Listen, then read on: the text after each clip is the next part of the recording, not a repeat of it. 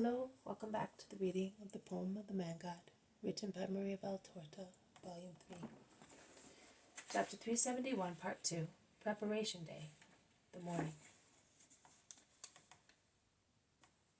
Jonah is seized with the fear of his enemies and of his earnest mistress, and he whispers, "What about if they injure my son?" Jesus comforts him, saying, "I am telling you not to be afraid. I will not stop there any more. You can tell those who ask you that the Master no longer lives at Gethsemane. No, Mary, it is better to do so. Leave it to me. I thank you for your generosity, but it is not my hour. It is not yet my hour." I suppose they were Pharisees and members of the Sanhedrin and Herodians and Sadducees and Herod's soldiers and everybody. I'm still trembling with fear. But you can see, Lord, I ran to warn you at Joanna's, then here. The man is anxious to point out that he has done his duty on behalf of the Master, at the risk of his own peace. Jesus smiles kindly and sympathetically and says, "Yes, I see. May God reward you for it. Go home in peace now. I will let you know where you should send our bags, or I will send somebody to collect them myself." The man goes away, and everybody, with the exception of Jesus and our Blessed Lady, blames or mocks him. Peter's remarks are biting, the Iscariot's caustic, and Bartholomew's ironic. Judas Thaddeus does not say anything, but looks at him in such a way.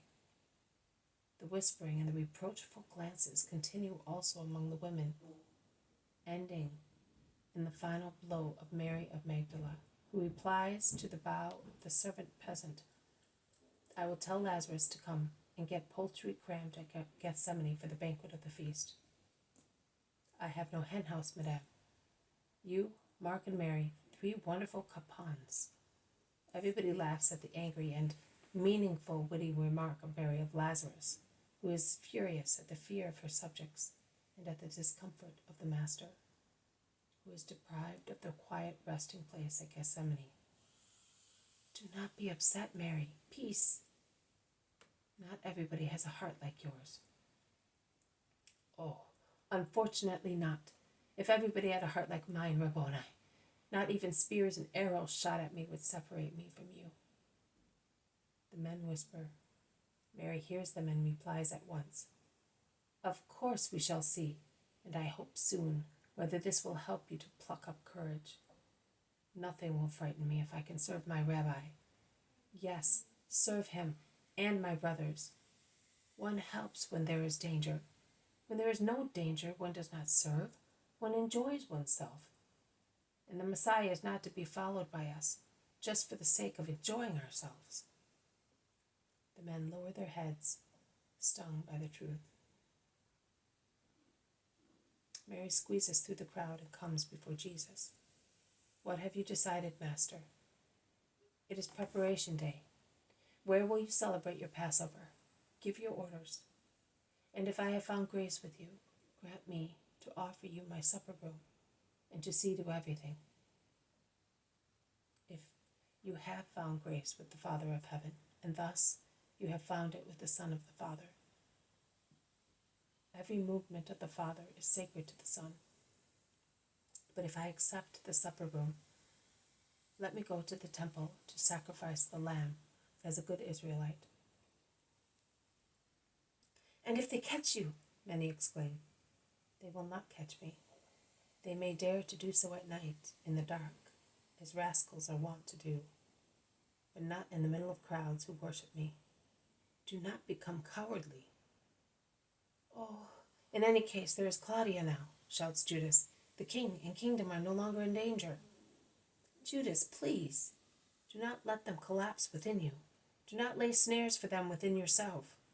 My kingdom is not of this world. I am not a king like those sitting on thrones. Mine is the kingdom of the Spirit. If you lower it to the meanness of a human kingdom, you are laying snares for it and causing it to collapse within you." "But Claudia is a heathen. She cannot, therefore, appreciate the value of the Spirit. It is a lot if she understands and supports him, who according to her is a wise man. Many people in Israel do not even consider me wise. But you are not a heathen, my dear friend. Do not allow your providential meeting with Claudia to become detrimental to you. And likewise, do not allow the gift granted by God to strengthen your faith and your will to serve the Lord to become a spiritual disaster for you. How could it, my Lord? Easily, and not in you only. If a gift given to assist the weakness of man, instead of fortifying him and making him desirous of supernatural good, or even simply of moral good, should instead weigh him down with human desires and divert him from the right way to vicious ways, then the gift would become a damage. Pride is sufficient to turn a gift into a damage. The disorientation caused by something that elates man is sufficient, whereby one loses sight of the supreme good purpose, and the gift becomes harmful. Are you convinced? Claudia's coming should give you only the support of one consideration, this one. If a heathen has perceived the greatness of my doctrine, and the necessity that it should triumph, you and all the disciples with you should feel that more intensely, and consequently devote yourselves entirely to that. But always in a spiritual way, always. And now let us decide. Where do you think we ought to celebrate this Passover? I want you to be in the peace of spirit for this ritual supper in order to feel God, who is not perceived in a state of agitation. We are many, but I would love to be all together so that you may be able to say, we celebrated one Passover with him.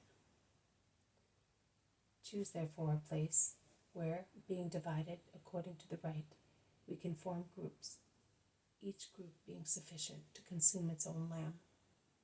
And we may be able to say, we were all united, and one could hear the voice of his brother. Some mention this place, some that one, but Lazarus' sisters are the winners. O Lord, hear! We shall send for our brother. We have many halls and rooms here. We will be all together and according to the right. Accept our offer, Lord. The palace has rooms suitable for at least 200 people, divided into groups of 20 people each. But we are not so many. Make us happy, Lord. Do it for our Lazarus, who is so sad and so ill. And the two sisters conclude weeping. We do not think that he will live to eat another Passover. What do you think? Do you think we should agree with the good sisters?